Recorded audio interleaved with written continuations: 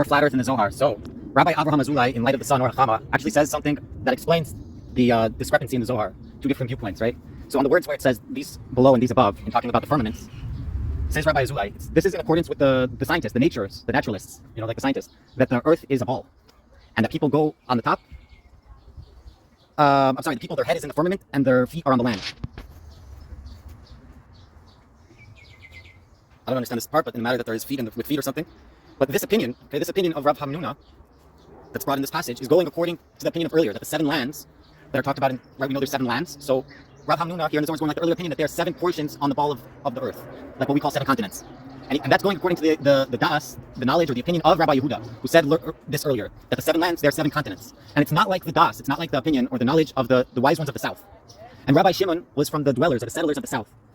Like it's going to be explained that Rabbi Akiva went to the south, like it's explained that Rabbi Akiva went to the south, and he taught 5 students, and one of them was Rabbi Shimon. And therefore, the entire Zohar goes according to the wise ones of the south, the wisdom of the south. So this explains something that I've been grappling with, where if you read parts of the Zohar, it's very clear that we look at Earth in a way that doesn't align with modern science whatsoever. There's people of different creatures living underground and above in the firmament. The firmament is a physical, impenetrable barrier, and it's most likely a disk, our Earth. That's what it would seem like from reading most, like a big chunk of the Zohar.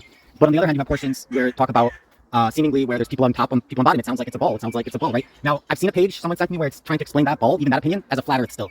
What do they say? They say that the whole people on top, people on bottom, or creatures on top, creatures on bottom, however you want to, whatever it is, I guess, people. But that's talking about the entire universe, like meaning our Earth would be a flat Earth, but there's more layers, and altogether it's some kind of roundness. And maybe there's other creatures, and it's very much of a stretch. Maybe you could fit it, but this is not what Rabbi Azulai is saying here. Rabbi Azulai is not trying to say that, even according to Rav Hamnuna Saba and Rabbi Yehuda, that the Earth is flat and not in accordance with science. No. Rabbi Azulai is saying specifically not. He's saying Rabbi Shimon, and therefore the entirety of the Zohar, is in accordance with Rabbi Akiva and the people of the south, the wise ones of the south. And the wise ones of the south look at Earth a certain way.